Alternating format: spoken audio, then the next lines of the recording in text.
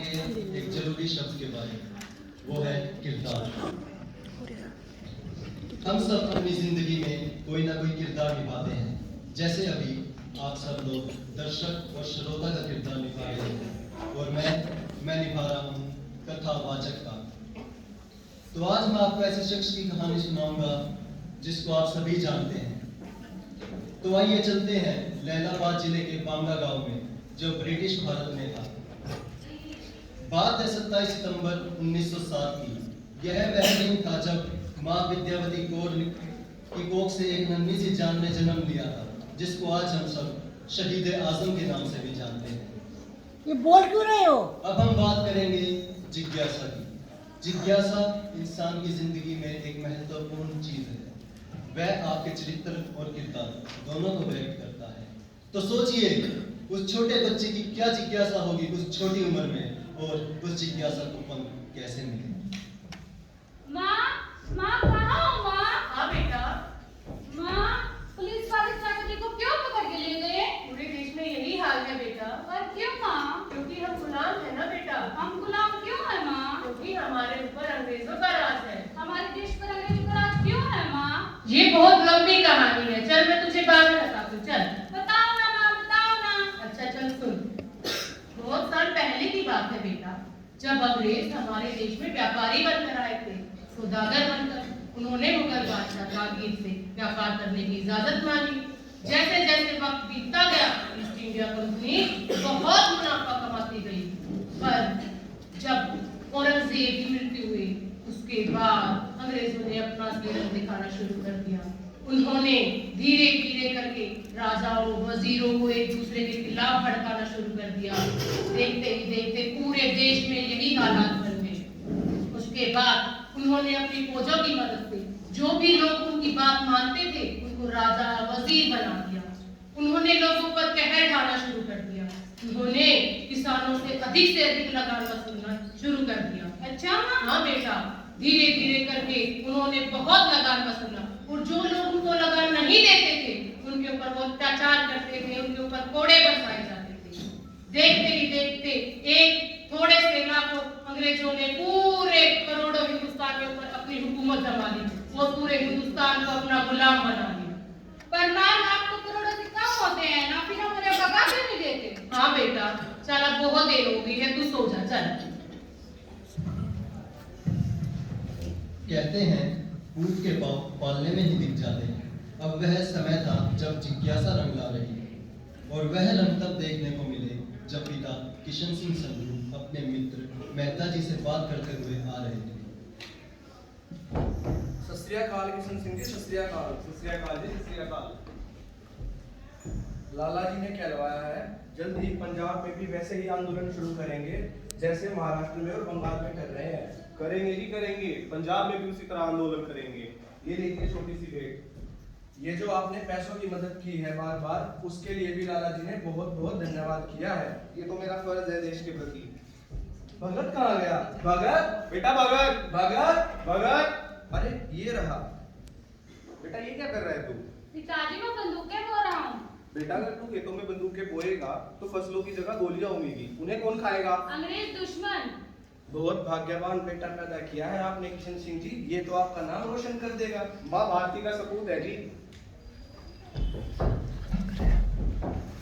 उम्र के साथ साथ रंग भी मजबूत हो रहे थे और पंख भी बड़े हो रहे थे और फैलने को भी तैयार थे। जब घर पर शादी की बात चली, तब शादी न करने का फैसला करके उड़ने का फैसला किया। भगत, हाँ सुदेव। तू सच में पढ़ाई छोड़ के जा रहा है? हाँ, अगर मैं लाहौर में रहा तो माँ और पिताजी मेरी जबरदस्ती शादी करा देंगे। तो फिर तू शादी नहीं करेगा? नहीं, अगर इस गुलाम मुल्क में मेरी शादी हुई तो वो होगी सिर्फ मौत से, और मेरे बाराती होंगे इस देश की आन में कुर्बान होने वाले मेरे साथी। तो फिर तू जाएगा कहाँ से? आजाद जी के पास, चंद्रशेखर आजाद, उनके साथ आजादी की जंग में कंधे से कंधा मिलाने।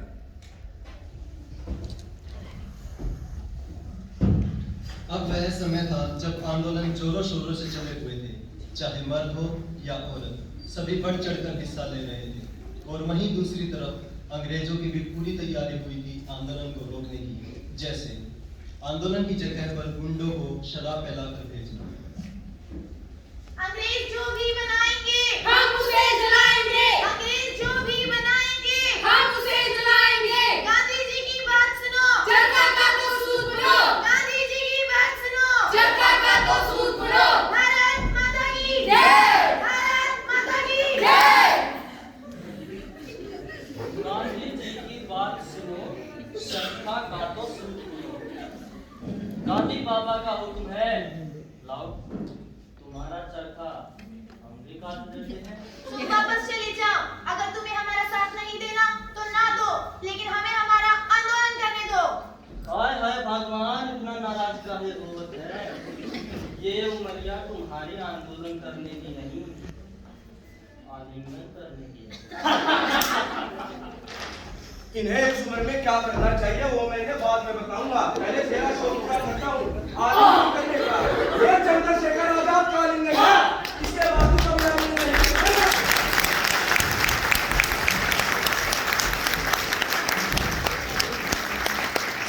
लड़ाई छोड़ने के बाद अब 1925 में भगत सिंह आकर रुके थे एक आंदोलन में, जहां उनकी मुलाकात हुई बलराज कहे जाने वाले चंद्रशेखर आजाद से। आजाद से मिलने के बाद भगत सिंह की राह और पारदर्शी हो गई।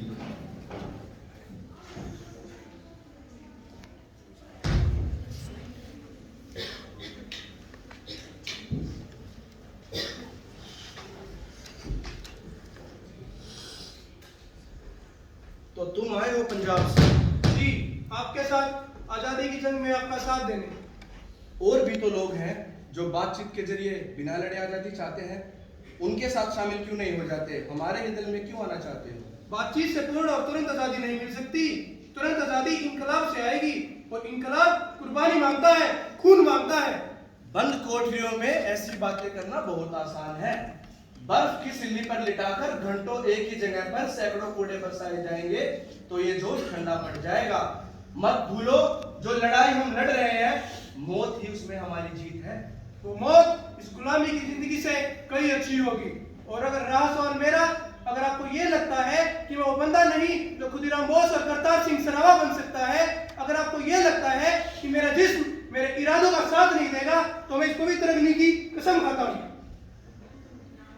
जब तलक ना रुके कदम चल पड़े तो मंजिल को पा जाएंगे।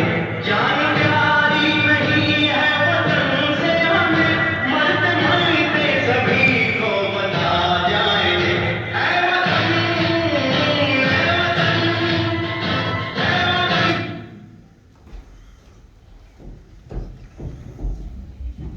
सन 1928 यह वह सन था जब साइमन कमीशन बनाई गई थी, जिसके अध्यक्ष थे सर जॉन साइमन। उस कमीशन को बर्खास्त करने के लिए साइमन गो बैक आंदोलन चलाया गया था, जिसका प्रतिनिधित्व कर रहे थे लाला लाजपत राय। उस दौरान हमको एक भारी नुकसान का सामना भी करना पड़ा।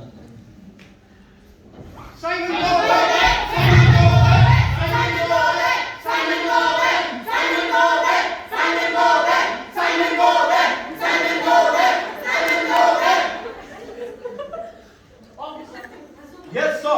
Why are so many people protesting here? So they want you to go back. They want me to go back? What rubbish!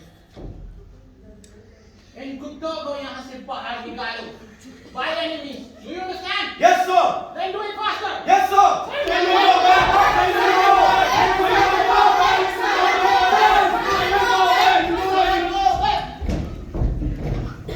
लाला जी, मैं ऐलान करता हूँ, मेरे ऊपर किया गया एक एक वार अंग्रेजी हुकूमत के लिए बहुत महंगा साबित होगा।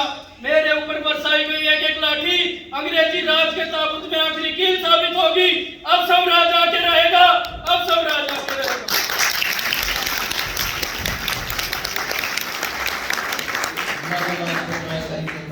एक दुखद घटना थी। बदले की आग सबसे खतरनाक होती है, और वो आग सबके अंदर सुलग गई थी।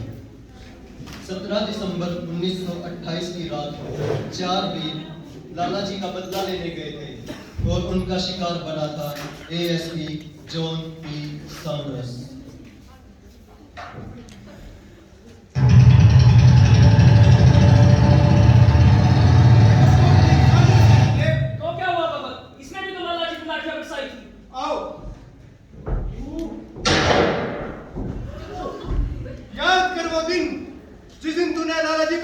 बरसाई थी। अब हुक्म पर जाकर उनसे माफी मांगना।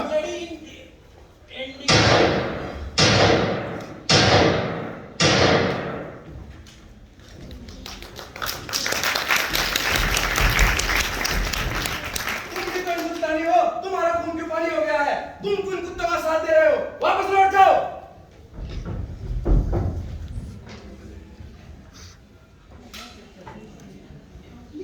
अब बात है 8 अप्रैल 1929 की। यह वह दिन था जब केंद्रीय विधानसभा को हिलाकर रख दिया था। उस वक्त भगत सिंह और बटुकेश्वर दत्त ने विधानसभा में 3 धमाके किए थे और उन धमाकों से सभा में मौजूद कई बड़े नामों के भी दिल हिल गए थे। उसके बाद भगत सिंह और बटुकेश्वर दत्त ने आत्मसमर्पण कर दिया था। Honorable members, Public Safety Bill and Train. इनकलाब जिंदाबाद! इनकलाब जिंदाबाद! इनकलाब जिंदाबाद! मुर्दाबाद! देशाई मुर्दाबाद! देशाई मुर्दाबाद! इनकलाब जिंदाबाद! इनकलाब जिंदाबाद!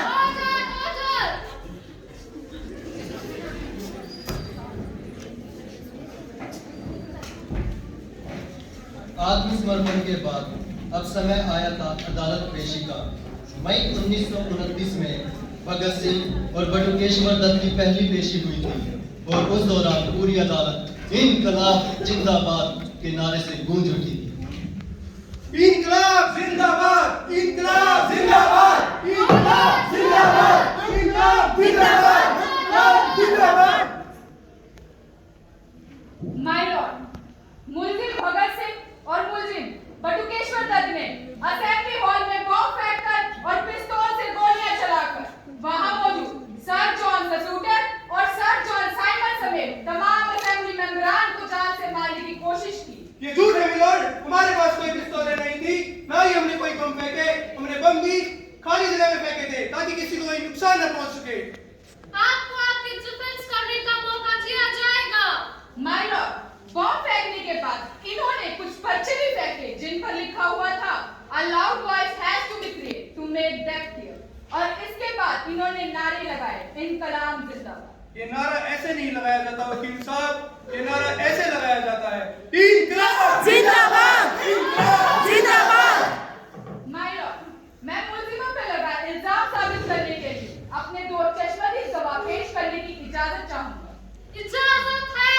मेरे पहले गवाह है दिल्ली पुलिस के सर्जेंट है सर्जेंट टेरी, हाजिर हो। Sergeant Terry, did you know Hindustani? हाँ, हमें हिंदुस्तानी बोल भी सकता है और समझ भी सकता है।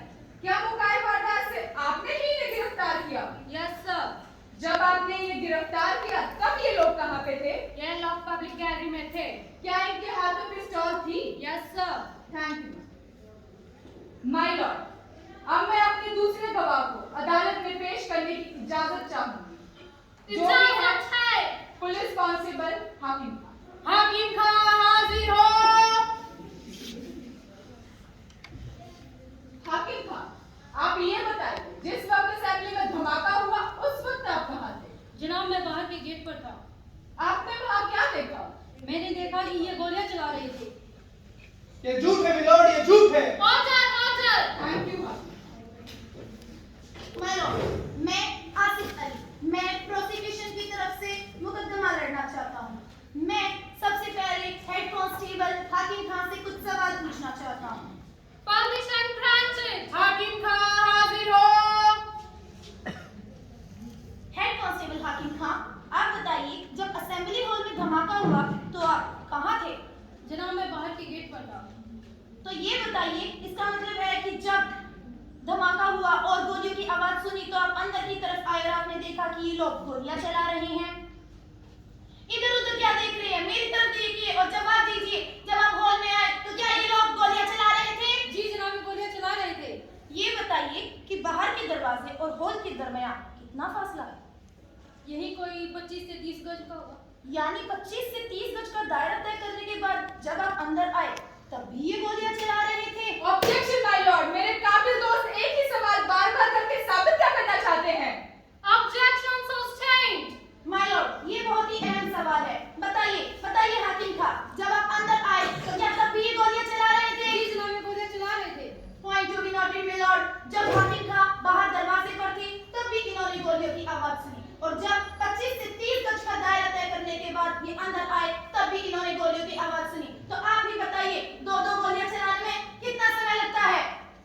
हाकिम खां, आप जा सकते हैं। माय लॉर्ड, अब मैं सर्जन टेरी से कुछ सवाल पूछने की इजाजत चाहता हूँ। Permission granted. सर्जन टेरी हाजिर हो। सर्जन टेरी, आपने बताया कि आप हिंदुस्तानी बोल भी सकते हैं और समझ भी सकते हैं, राइट? अब ये बताइए कि जब आपने इन्हें गिरफ्तार किया तो क्या मुलजिम भगत सिंह और बटुकेश्वर दत्त के हाथ में पिस्तौल जैसा कुछ था? Right sir. और इन्होंने दो गोलियां भी चलाई? Yes sir. आप ये बताइए कि इस पिस्तौल में कितनी गोलियां थी? To be exact 6 sir. इसका मतलब है जब आपने इन्हें गिरफ्तार किया तो इनके पिस्तौल में 4 गोलियां बाकी थी? मैं भी सर। तो आपने इन्हें गिरफ्तार कैसे किया surgeon Terry? Objection my lord, ये कैसा बेतुका सवाल है? Objection sustain. माय लॉर्ड, ये कोई बेतुका सवाल नहीं है। सर्जन टेरी, बताइए आपने इन्हें गिरफ्तार कैसे किया? जब बुलेट्स खत्म हो गई। तो आपको पता कैसे चला कि बुलेट्स खत्म हो चुकी है? ऑब्जेक्शन माय लॉर्ड, मेरे काबिल दोस्त मेरे गवाह को दिमागी तौर से उलझाने की कोशिश कर रही है। Objection sustained. You are wasting our time, Mr. Asif Ali. My lord, I am not wasting time. Sergeant Terry, बताइए आपको पता कैसे चला कि बुलेट्स खत्म हो चुकी है? I knew it. My lord, it's a lie. It's a planned lie. जब मेरे मुवक्किल के हाथ में पिस्तौल थी ही नहीं तो गोलियां होने का तो सवाल ही पैदा नहीं होता। इनका मकसद सिर्फ आजादी पाना था और अपनी देश की आजादी के लिए लड़ना कानून की किसी भी किताब में जुर्म नहीं है। और अगर ऐसा है तो सिर्फ भगत सिंह और बटुकेश्वर दत्त ही नहीं, मैं भी मुजरिम हूँ, पूरा हिंदुस्तान मुजरिम है।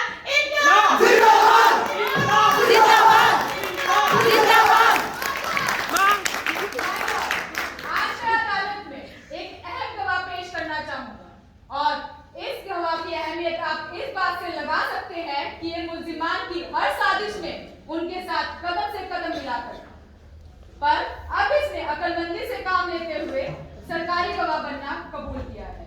मेरे इस गवाह का नाम है सुखदेव। मैं अदालत में इसे पेश करने की इजाजत चाहूंगा। इजाजत है। सुखदेव हाजिर हो। हाँ तो सुखदेव, जो बयान तुमने दर्ज कराया है उसे यहाँ बताओ। पहले आप मुझे ये बताइए, सरकारी गवाह को बाकी मुलजमान से अलग रखा जाता है ना, तो फिर भगत सिंह वहाँ क्या कर रहा है? बोलिए, जवाब दीजिए। जवाब देने तुम आए हो यहाँ। कैसे सवाल, कैसे जवाब? मुझे 7 दिन से गुमराह किया जा रहा है कि भगत सिंह सरकारी गवाह बन चुका है। मुझे खुद पर शर्म आ रही कि मैंने कैसे इस फरेब पे यकीन कर लिया।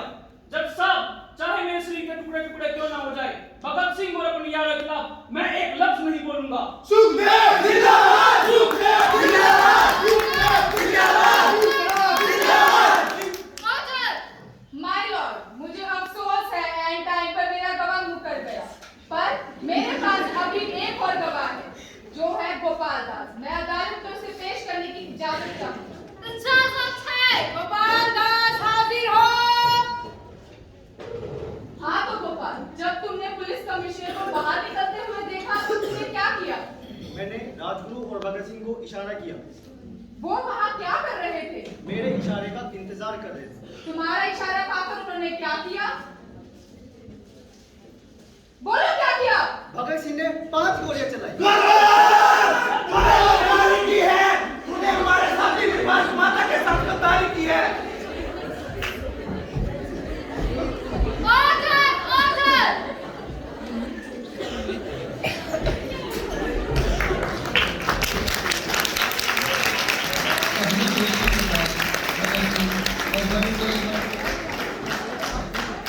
पहली पेशी के बाद भगत सिंह और बटुकेश्वर दत्त को उम्र कैद की सजा सुनाई गई। हवालात में कैद भगत सिंह को सरकारी गवाह बनने के लिए बोला गया था, पर उनके मना करने पर भगत सिंह को यातना दी जाने लगी।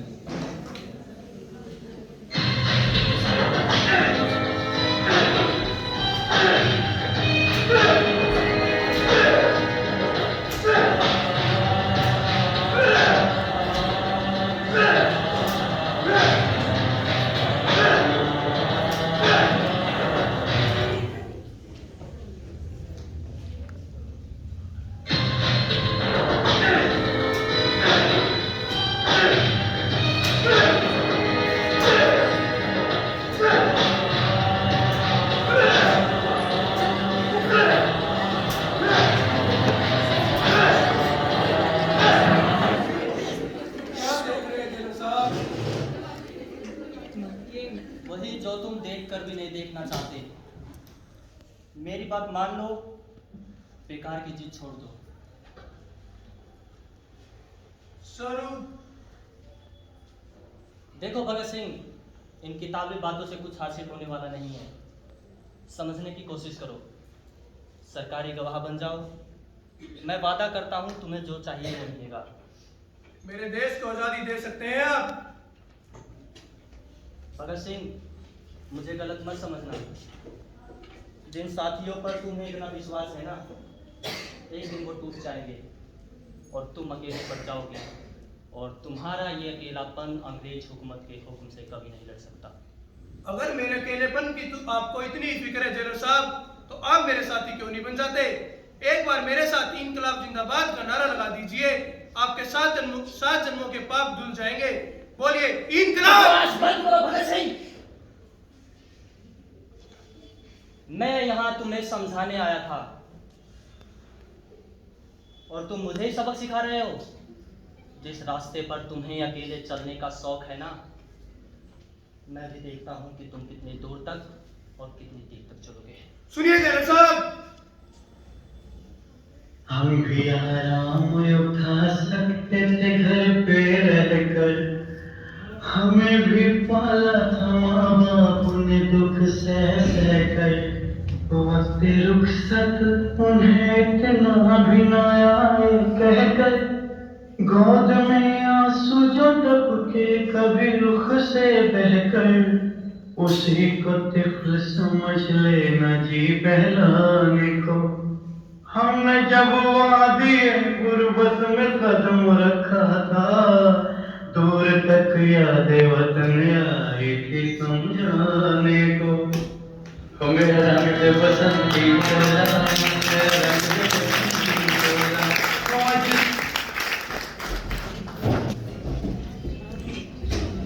पहली पेशी के दौरान हुई घटना की वजह से, जिसमें राजगुरु ने सरकारी गवाह बन चुके गोपाल दास को चप्पल फेंक के मारी थी, उसकी वजह से अगली पेशी में सबको हथकड़ी लगाने का फैसला किया गया। परंतु भगत सिंह ने हथकड़ी पहनने से मना कर दिया और न्यायाधीश को अदालत में आने का पत्र लिखा। परंतु न्यायाधीश ने बिना भगत सिंह के ही सजा सुनाने का फैसला किया और सजा के तौर पर भगत सिंह, सुखदेव और राजगुरु को फांसी की सजा सुनाई, जो 24 मार्च 1931 को होनी थी। परंतु फांसी को 11 घंटे पहले करके 23 मार्च 1931 की शाम को 7:30 पर कर दिया गया।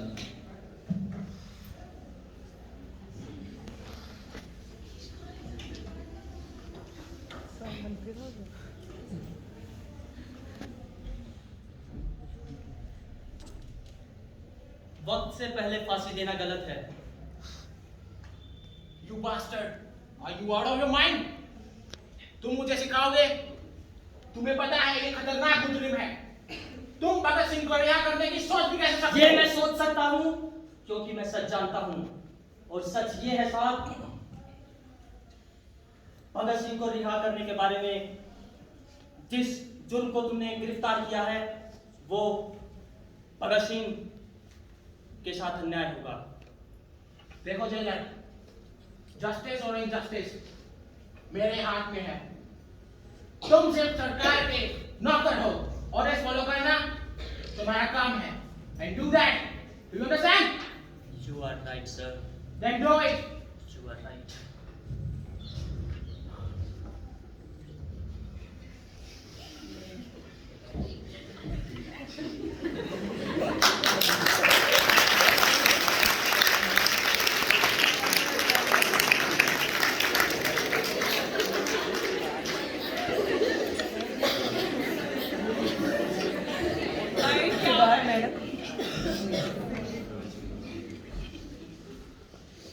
सरदार जी, फांसी देने का वक्त आ गया है, आप तैयार हो जाएं। 2 पन्ने रह गए थे, इजाजत हो तो पढ़ लूं।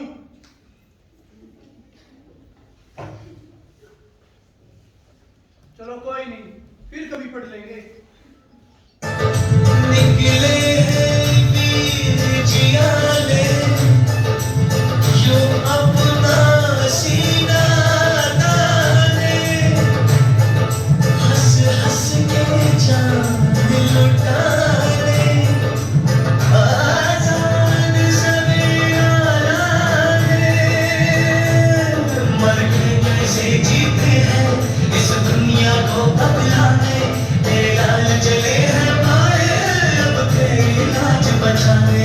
मर के कैसे जीते हैं इस दुनिया को बदलाने तेरे नाम चले हैं माए अब तेरी लाज बचाने आजादी का शोला बन के खून रगों में घोला मेरा रंग दे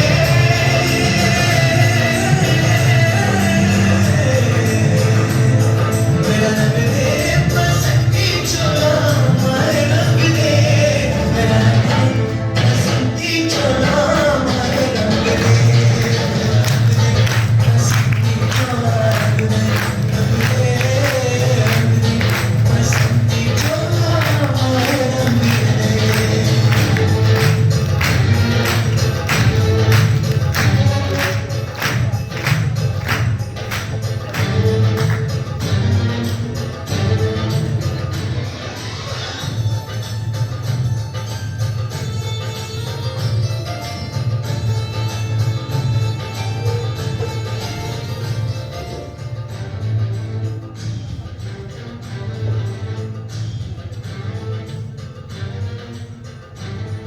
तुम्हारी कोई अंतिम इच्छा?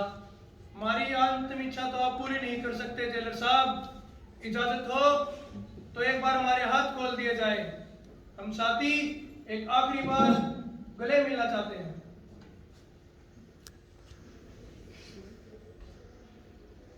No, we cannot allow them.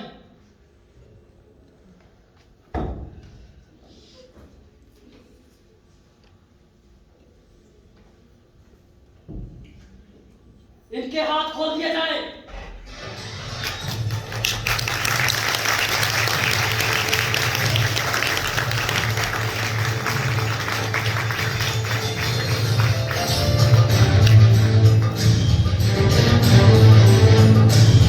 दिन आज का बड़ा सुहाना मौसम भी बड़ा सुनहरा हम सर पे बांध के आए हैं बलिदानों का ये सहरा वो काम हमारे दिल में एक मस्ती सी छाई है देश अलविदा तुझको कहने की घड़ी आई है हम बन के हवा का झोंका किस्मत वालों को मिलता ऐसे मरने का मौका निकली है भारत सजा है इनकलाब का डोरा मेरा रंग दे मेरा रंग दे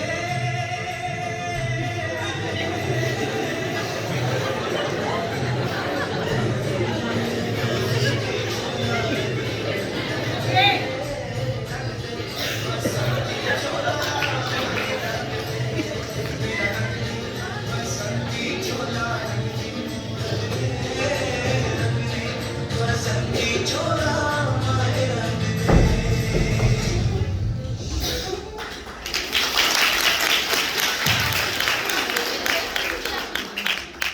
यह एक बहुत बड़ी कुर्बानी थी और यही वजह थी जिससे पूरे देश में इनकलाब की क्रांति तोड़ गई।